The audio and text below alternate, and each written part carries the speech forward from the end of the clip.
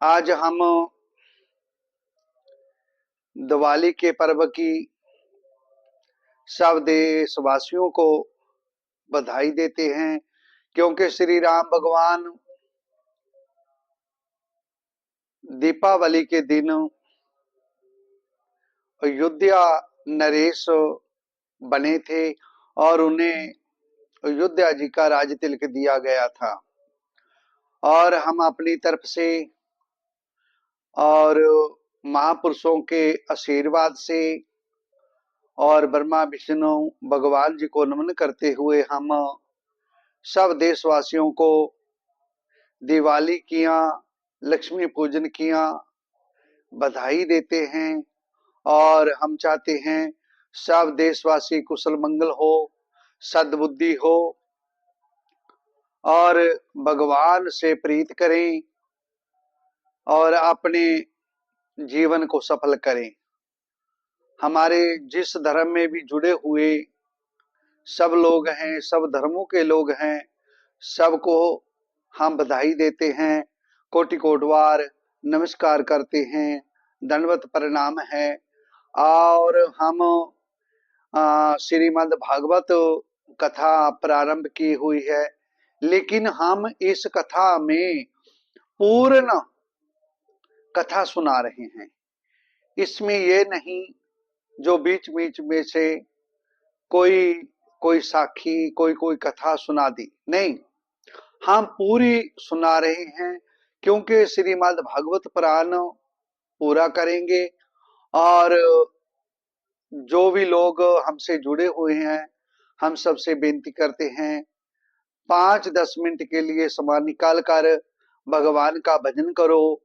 ब्रह्म मुहूर्त अमृत वेले में जल्दी उठो, स्नान करो और भगवान का भजन करते हुए बेनती करो, हे भगवान, हम कलयुगी जीव हैं, आपकी शरण में हैं, सद्बुद्धि दीजिए। हम माया में लिप्त हो रहे हैं, विषय वासना में लिप्त हो रहे हैं, झूठ बोलते हैं, बेईमानी करते हैं और हर एक के प्रति हम ईर्ष्या द्वेष रखते हैं। हे भगवान, हे कलयुग के जीवों को तारने वाले, भवसागर से पार उतारने वाले भगवान, आपको नमस्कार करते हैं।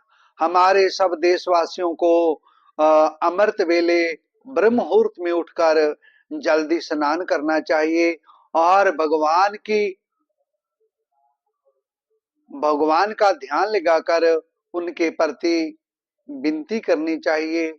और हमारे ऋषि मुनि पूर्वज जो भी हुए हैं उनको नमन करना चाहिए, हमारे पितृगणों को नमन करना चाहिए।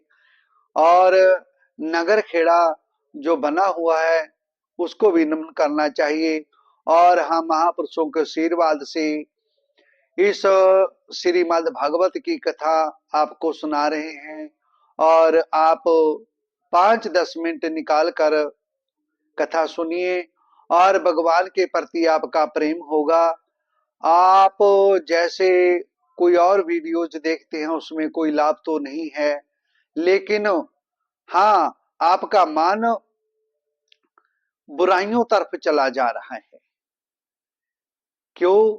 पानी गिर दो नीचे की तरफ तो जाएगा ही, जब ऊंचाई पे लेके जाना होगा तब उसको बहुत इंतजाम करके ले जाना पड़ेगा। यही बात हमारे मन की है, जो हम संसारी लोग और वीडियो जो तो बहुत देखते हैं, लेकिन 5-10 मिनट का समय निकाल कर हम भगवान की बंदगी, भगवान का भजन, अपने महर्षियों का ध्यान नहीं करते। और हमारी बेनती है, आज दीपावली के शुभ अवसर पर हम सबको बधाई देते हैं और सब कुशल मंगल हो। आप खुशी खुशी श्री राम जी का ध्यान करते हुए आप दिवाली महालक्ष्मी पूजन कीजिए। कोटि कोटवा नमन, कोटि कोटवा नमन। बोलिए श्री राम भगवान की जय। ओम नमः पार्वती पते हर हर महादेव। ओम नमो भगवते वासुदेवाय। 18वां अध्याय, पृथ्वी दोहन। मैत्रेय जी कहते हैं, विदर जी, इस समय महाराज पृथु के होठ क्रोध से कांप रहे थे, क्योंकि धरती माँ ने अपने अंदर सब कुछ छिपा लिया था। समय पे वर्षा नहीं हो रही थी, अन्न नहीं मिल रहा था, प्रजा भूख से व्याकुल थी। और पृथ्वी ने विचार किया, महाराज पृथु भगवान के अवतार हैं, विनती करनी चाहिए। उनकी इस प्रकार स्तुति कर पृथ्वी ने अपने हृदय को विचार पूर्वक समाहत किया और डरते डरते उनसे कहा, प्रभु आप अपना क्रोध शांत कीजिए और मैं जो प्रार्थना करती हूँ उसे ध्यान देकर सुनिए। बुद्धिमान पुरुष भरमर के समान सभी जगत से सार ग्रहण कर लेते हैं।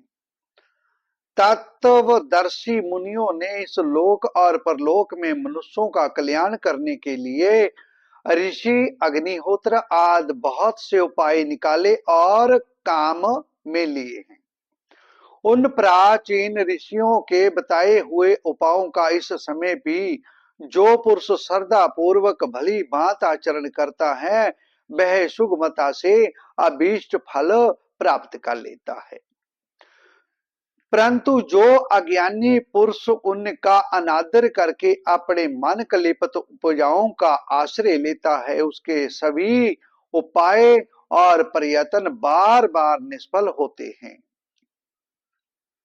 हे राजन, पूर्व काल में ब्रह्मा जी ने जिन धान्य आदि को उत्पन्न किया था, मैंने देखा कि जम निम्यादि व्रतों का पालन न करने वाले दुराचारी लोग ही उन्हें खाए जा रहे हैं। हे लोक रक्षक राजा पृथु, हे भगवान, आप राजा लोगों ने मेरा पालन और आदर करना छोड़ दिया, इसलिए सब लोग चोरों के समान हो गए, झूठ बोलने लगे, भगवान के भजन से दूर हो गए, जग से दूर हो गए। इसी से जग के लिए औषधियों को मैंने अपने में छिपा लिया है। अब अधिक समय ना हो जाने से अवश्य ही बेधाने मेरे उदर में जीर्ण हो गए हैं। आप उन्हें पूर्वचारियों के बताए हुए उपाय से निकाल लीजिए। लोकपालक वीर पृथु, यदि आपको समस्त प्राणियों के अभीष्ट एवं बल की वृद्धि करने वाले अन्न की आवश्यकता है, तो आप मेरे जोग बछड़ा, दोहन पात्र और दोहने वाली व्यवस्था कीजिए, व्यवस्था कीजिए, और मैं उस बछड़े के स्नेह से पिनाकर दूध के रूप में आपको सभी अभीष्ट वस्तुएं दे दूंगी। पार्वती के यूं कहने पे राजा सुन रहे थे और धरती माँ की बेनती परवान कर रहे थे। राजन, एक बात और है, आपको मुझे मस्तल करना होगा, जिससे कि वर्षा ऋतु बीत जाने पर भी मेरे ऊपर इंद्र का बरसाया हुआ जल सर्वत्र बना रहे, मेरे भीतर की आर्द्रता सूखने ना पावे। यह आपके लिए बहुत मंगलकारक होगा। पृथ्वी के कहे हुए जय प्रिय और हितकारी वचन स्वीकार कर महाराज पृथु ने स्वमनु को बछड़ा बना अपने हाथ में समस्त धानों को धो लिया, जैसे दूध धोते हैं। पृथ्वी के समान अन्य भीगे जन भी सब जगह से सार ग्रहण कर लेते हैं। अंत उन्होंने भी पृथु जी के द्वारा बस में की हुई वसुंधरा से अपनी अपनी अभीष्ट वस्तुएं धो ली। ऋषियों ने बृहस्पति जी को बछड़ा बनाकर इंद्र रूप पात्र में पृथ्वी देवी के देव रूप पवित्र दूध दुहा। देवताओं ने इंद्र को बछड़े के रूप में कल्पना कर सुवर्णमयी पात्र में अमृत, अवीर्य, औज और शारीरिक बल रूप दूध दुहा। दैत और दानवों ने असुर श्रेष्ठ प्रहलाद जी को वत्स बनाकर लोहे के पात्र में मदरा और आशव रूप दूध दुहा। गंधर्व और अप्सराओं ने विश्व को अवछड़ा बनाकर कल्प रूप पात्र में संगीत माधुर और सौंदर्य रूप दूध दुहा। श्वास के अधिष्ठाता महाभाग पितृगणों ने आर्यमा नाम के पितृश्रव को वत्स बनाया और मिट्टी के कच्चे पात्र में श्रद्धा पूर्वक कभी अर्पित किया जाने वाला दूध दुहा। फिर कपिल देव जी को बछड़ा बनाकर आकाश रूप पात्र में सिद्धों ने अणिमादी, अष्ट सिद्धि तथा विधाद्रों ने आकाश गमन आदि विदों को दुहा।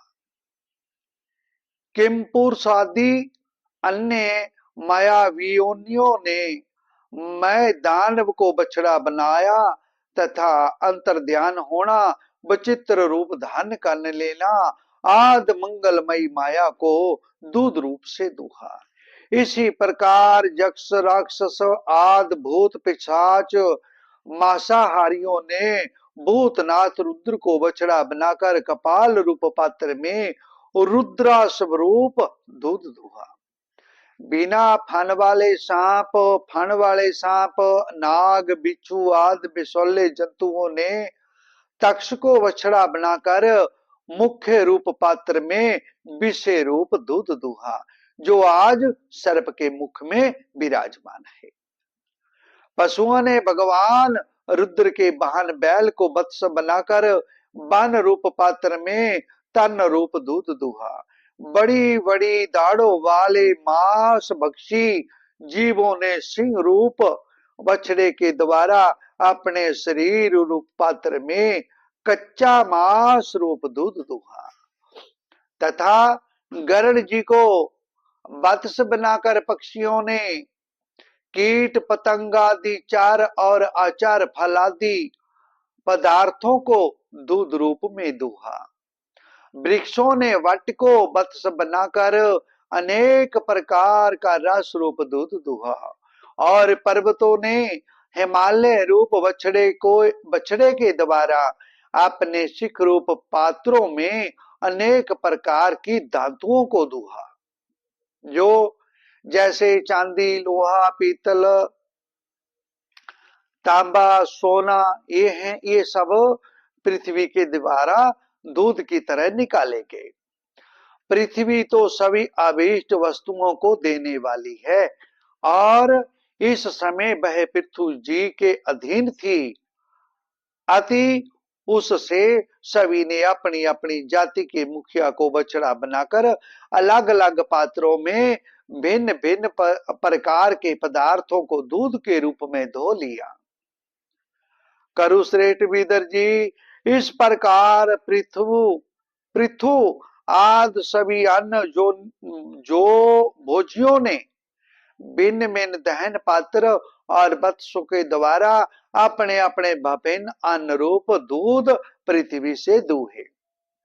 इससे महाराज पृथु ऐसे प्रसन्न हुए कि सर्व काम दुहा पृथ्वी के प्रति उनका पुत्री के समान स्नेह हो गया और उसे उन्होंने अपनी कन्या रूप में स्वीकार कर लिया।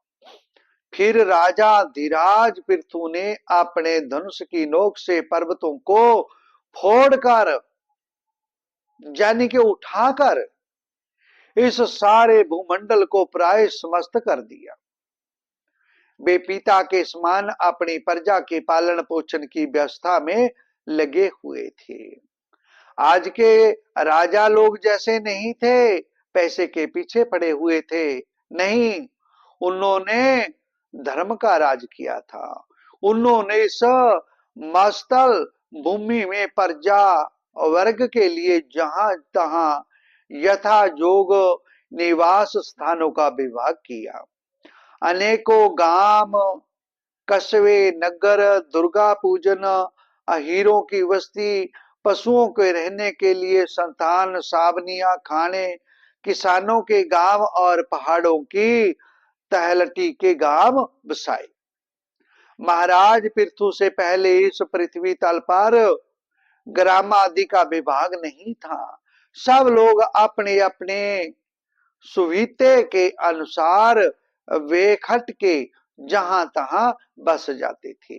पहले बस्तियां नहीं थी और झोपड़ी में जहां कहीं पर्वत की कंदरा में या वन में निवास करते थे। मैत्रेय जी कहते हैं, बिदर जी, महाराज मनु के ब्रह्मवर्त क्षेत्र में जहां सरस्वती नदी पूर्व मुखी होकर बहती है, राजा पृथु ने 100 अश्वमेध यज्ञों की दीक्षा ली। यह देख कर भगवान इंद्र को विचार हुआ कि इस प्रकार तो पृथु के कर्म मेरे कर्मों की अपेक्षा भी बढ़ जाएंगे, इसलिए वे उनके याज्ञ महोत्सव को सहन ना कर सके। महाराज पृथु के यज्ञ में सबके अंतर्यात्मा सर्वलोक पूजे जगदीश्वर भगवान हरि ने यज्ञ रूप से साक्षात दर्शन दिया था। उनके साथ ब्रह्म, रुद्र तथा अपने अपने अनुचरों के साथ लोकपालगण भी बधारे थे।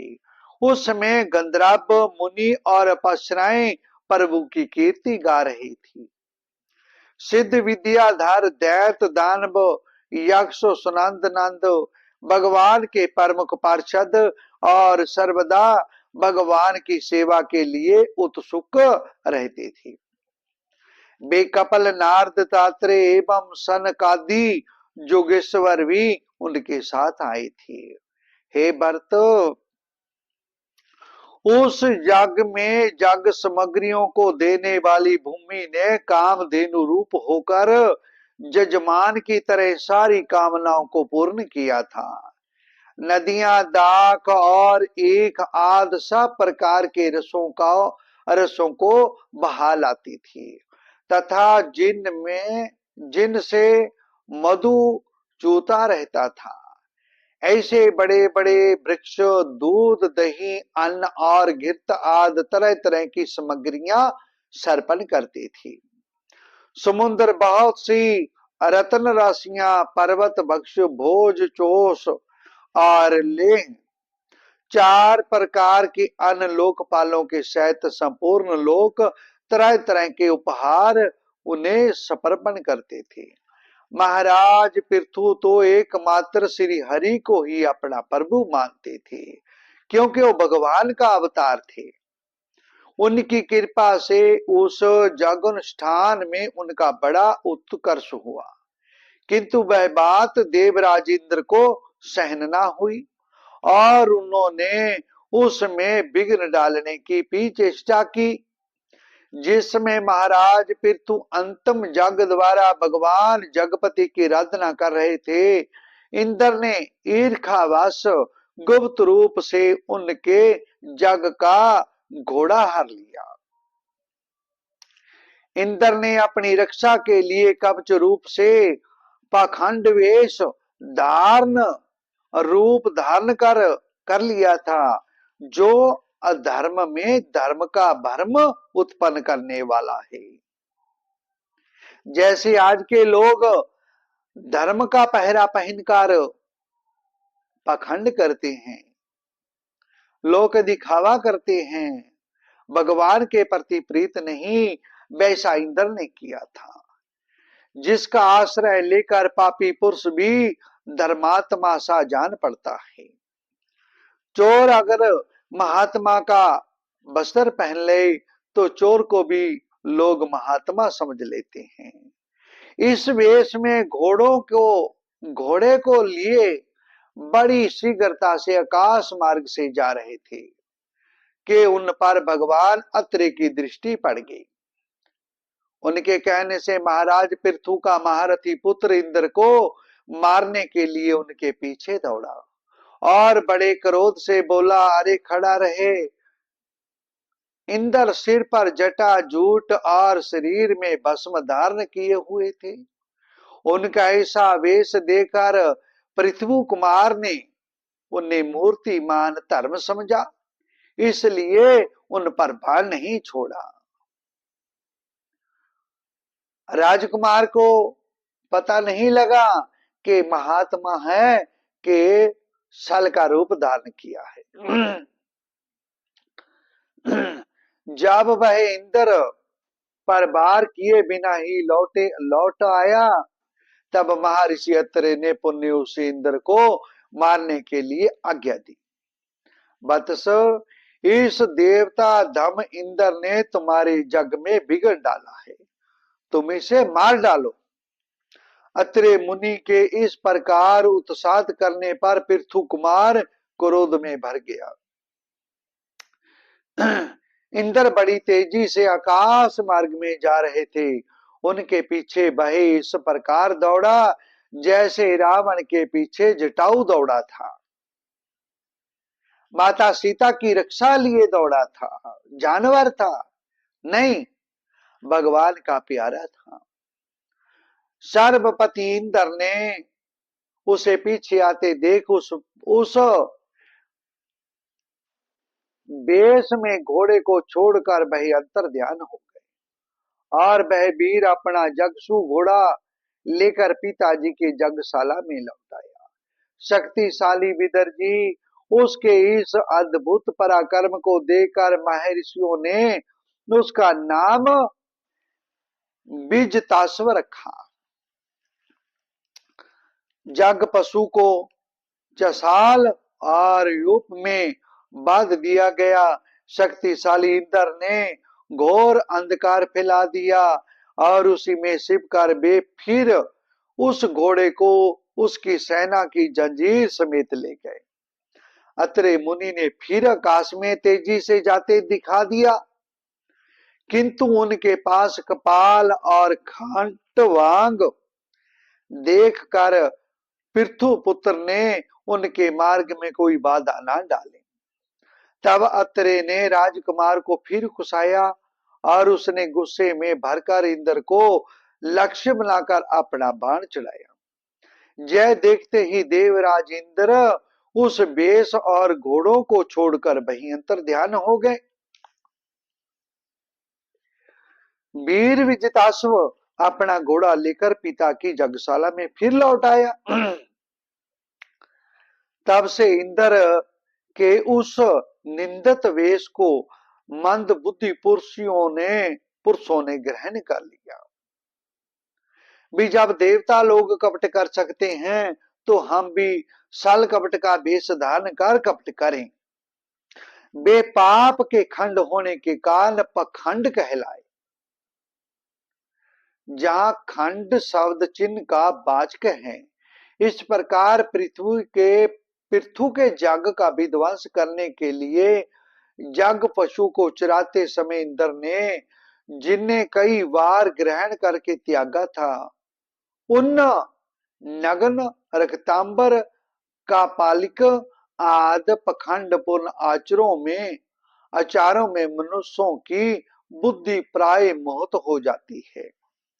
कईयों के वे नाशकत मत देखने में सुंदर हैं और बड़ी बड़ी युक्तियों से अपने पक्ष का समर्थन करते हैं, वास्तव में वे उद धर्म मात्र हैं, लोक दिखावा है, पाखंड करते हैं, धर्म के नाम पे लोगों को लूटते हैं। जो लोग भरम बस धर्म मानकर इसमें आसक्त हो जाते हैं वो लूट जाते हैं। इंद्र की सुकुचाल का पता लगने पर परम पराक्रमी महाराज पृथु को बड़ा क्रोध हुआ। उन्होंने अपना धनुष उठाकर उस पर बाण चढ़ाया। उस समय क्रोधावेश के कारण उनकी ओर देखा नहीं जाता था। जब ऋषियों ने देखा कि अस्त्र पराक्रमी महाराज पृथु इंद्र का वध करने को तैयार हैं, तब उन्होंने रोकते हुए कहा, राजन आप तो बड़े बुद्धिमान हैं, जग दीक्षा लेने पर शास्त्र विहित जग पशु को छोड़कर और किसका वध करना उचित नहीं है, किसी का वध करना उचित नहीं है।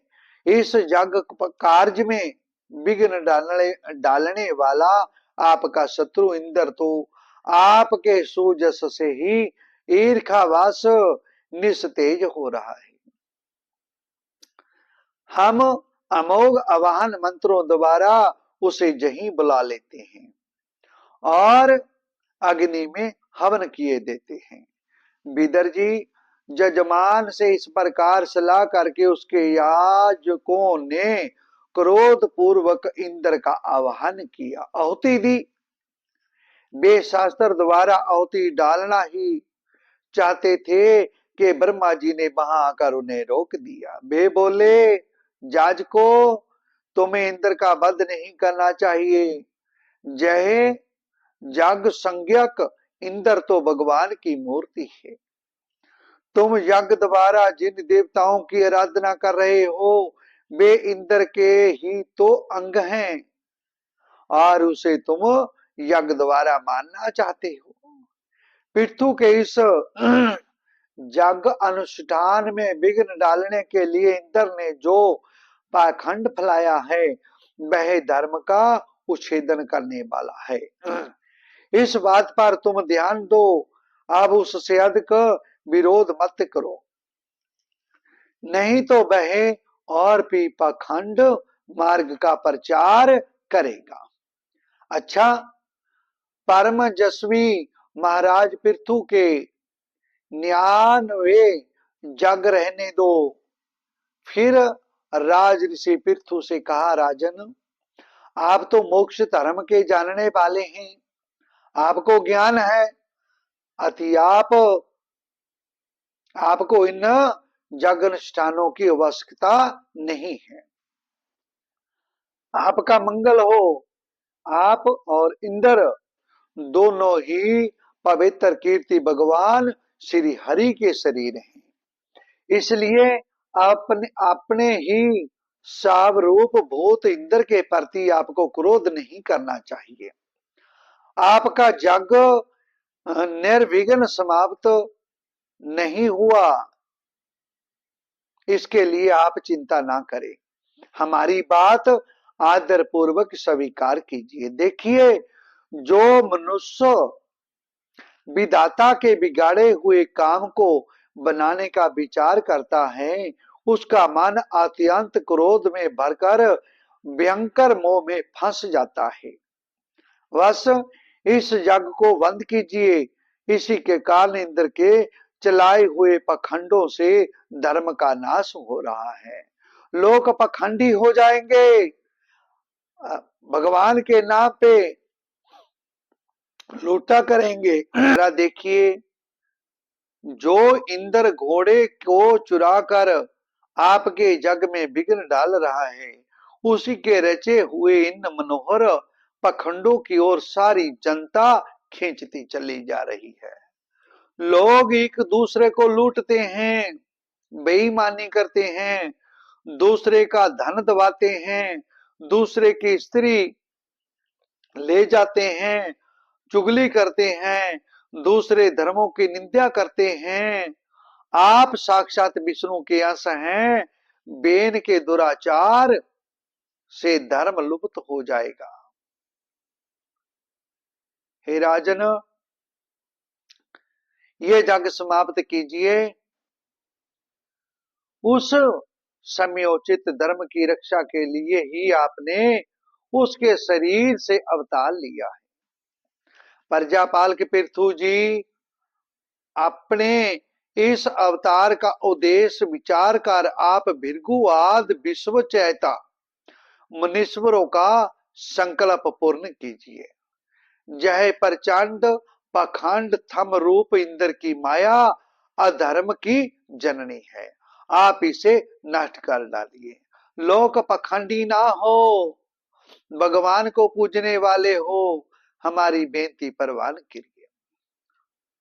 मैत्रेय जी कहते हैं, लोक गुरु भगवान ब्रह्मा जी के इस प्रकार समझाने पर परवल पराक्रमी महाराज पृथु ने जग का आग्रह छोड़ दिया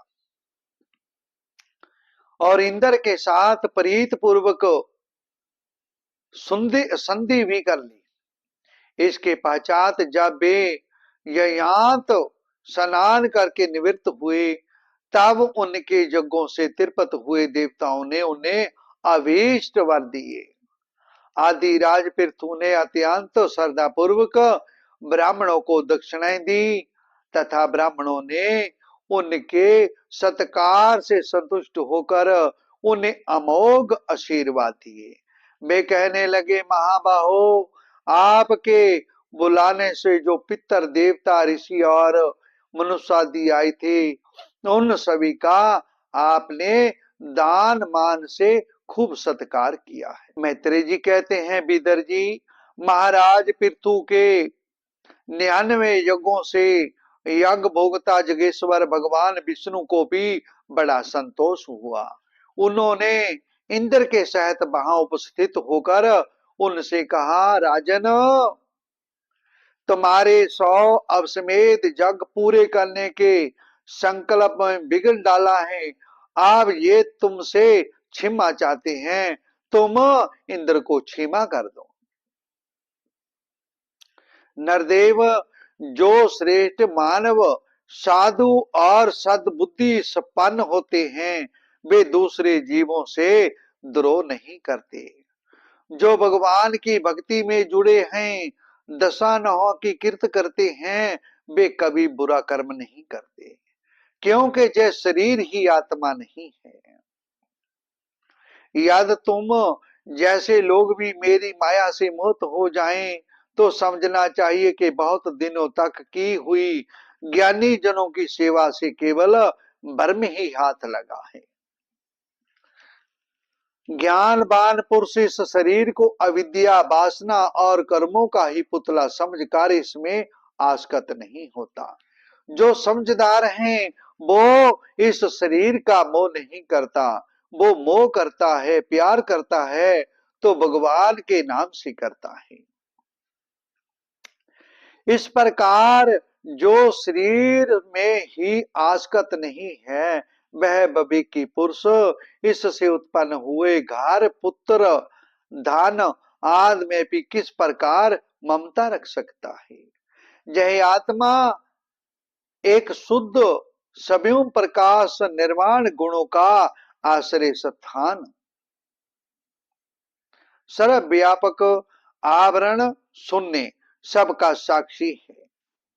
जो पुरुष इस देश स्थित आत्मा को इस प्रकार शरीर से भिन्न जानता है, वह प्रकृति से संबंध रखते हुए भी उसके गुणों से लिप्त नहीं होता, क्योंकि उसकी स्थिति मुझ परमात्मा में रहती है। मेरा नाम जपता है, अपने परिवार की पालना करता है। ऋषिगण मुझ में मग्न रहते हैं और अपने शरीर की पालना नहीं करते। हे राजन, जो पुरुष किसी प्रकार की कामना ना रखकर अपने वर्णाश्रम के धर्मों द्वारा नित्य प्रति श्रद्धा पूर्वक मेरी आराधना करता है, उसका चित्त धीरे धीरे शुद्ध हो जाता है। चित्त शुद्ध होने पर उसका विषयों से संबंध नहीं रहता, उसे तत्व ज्ञान की प्राप्ति हो जाती है। फिर तो वह मेरी ममतारूप स्थिति को प्राप्त हो जाता है।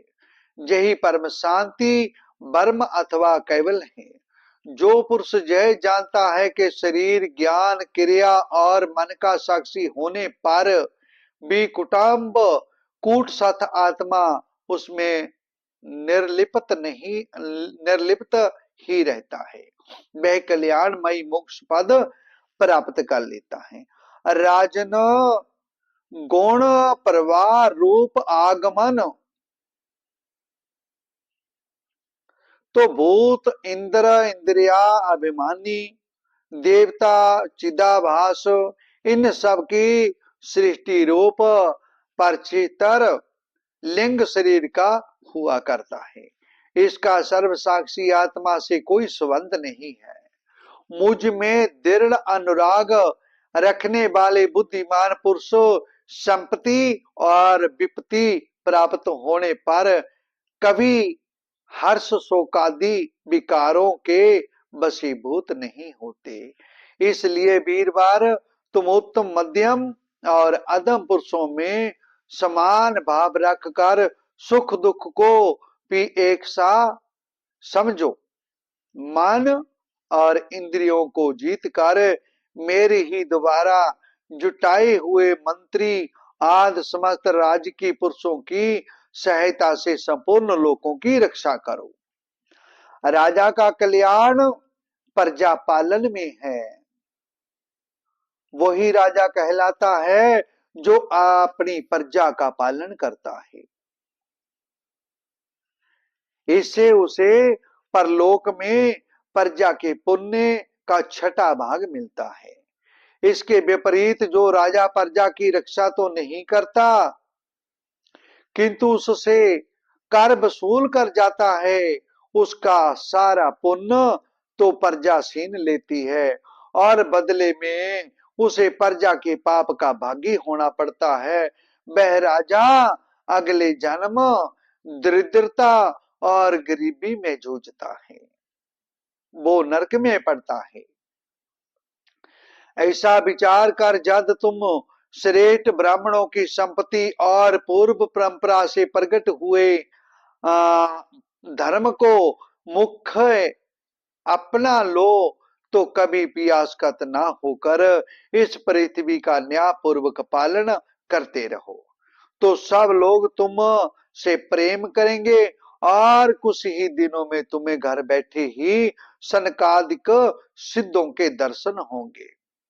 राजन, तुम्हारे गुणों और स्वभाव ने मुझको बस में कर लिया है, अति तुम्हें जो इच्छा हो मुझसे वर मांग लो। महाराज पृथु से जग भगवान वर दे रहे थे, वर दे रहे हैं। उन छिमा आदि गुणों से रहित यज्ञ तप अथवा जो के द्वारा मुझको पाना सरल नहीं है। मैं तो उन्हीं के हृदय में रहता हूं जिनके चित्त में समता रहती है, मेरा प्यार रहता है। बिदर जी, सर्वलोक गुरु श्री हरि के इस प्रकार कहने पर जगदेव जी महाराज पृथु ने उनकी आज्ञा शिरोधार्य की। देवराज इंद्र अपने कर्म से लज्जित होकर उनके चरणों पर गिरना ही चाहते थे कि राजा ने उन्हें प्रेम पूर्वक हृदय से लगा लिया और मनो माली ने निकाल दिया।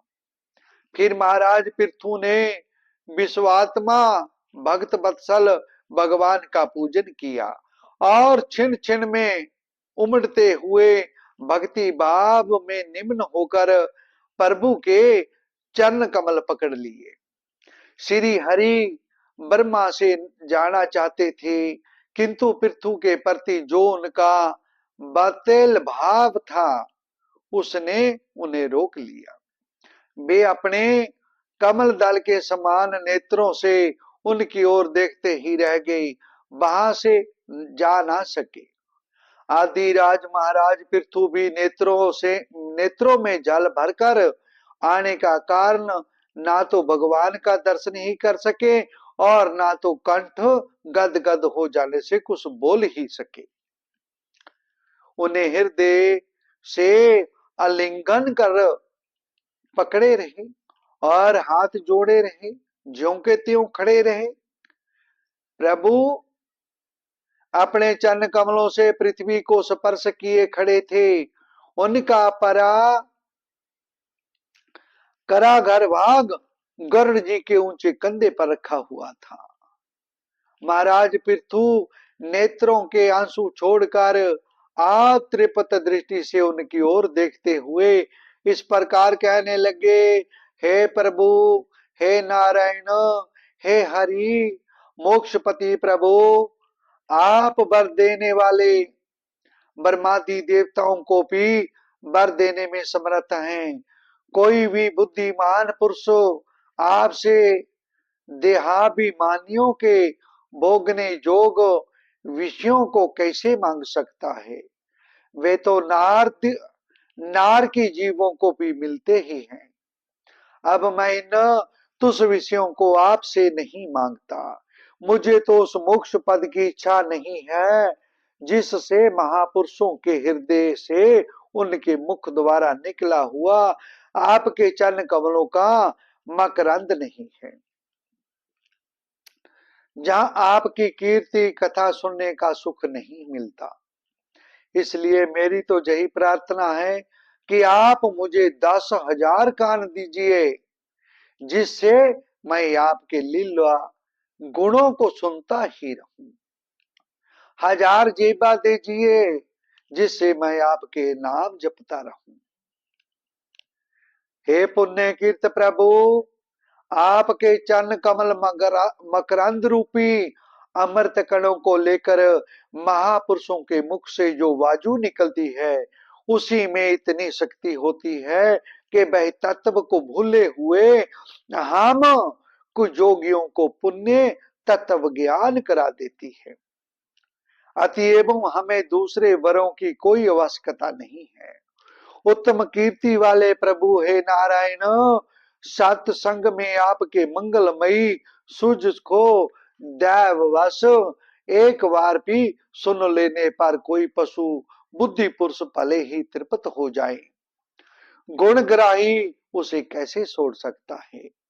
सब प्रकार के पुरुषार्थों की सिद्धि के लिए सभी लक्ष्मी जी आपके सूझ को सुनना चाहती है।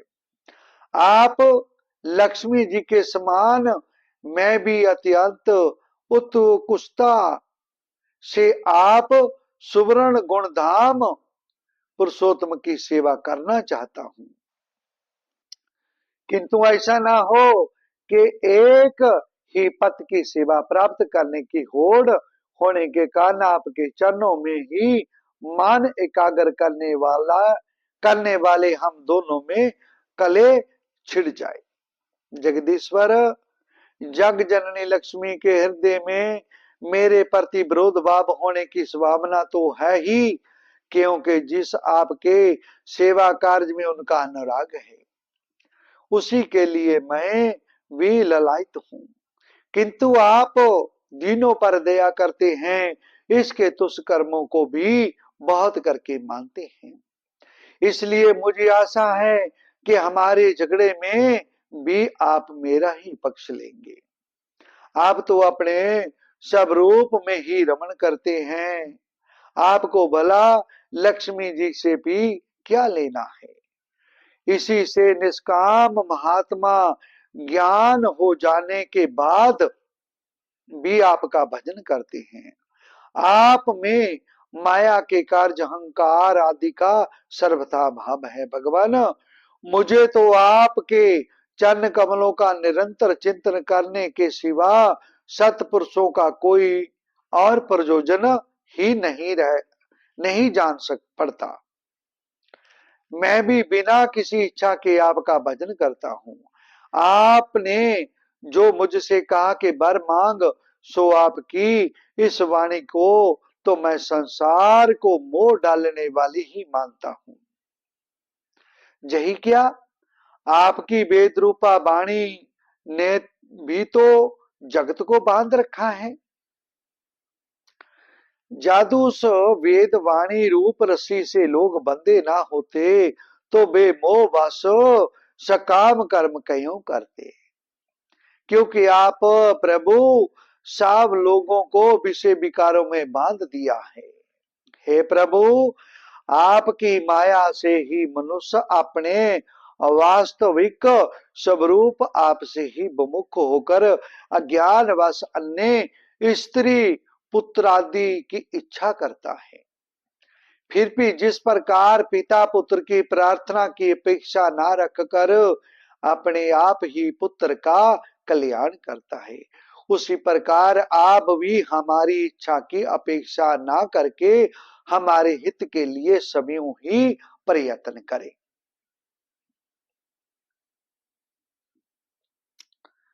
मैत्रेय जी कहते हैं, आदिराज पृथु के इस प्रकार स्तुति करने पर सर्व साक्षी श्री हरि ने उनसे कहा, राजन तुम्हारी मुझ में भक्ति हो, बड़े सौभाग्य की बात है कि तुम्हारा चित्त इस प्रकार मुझ में लगा हुआ है।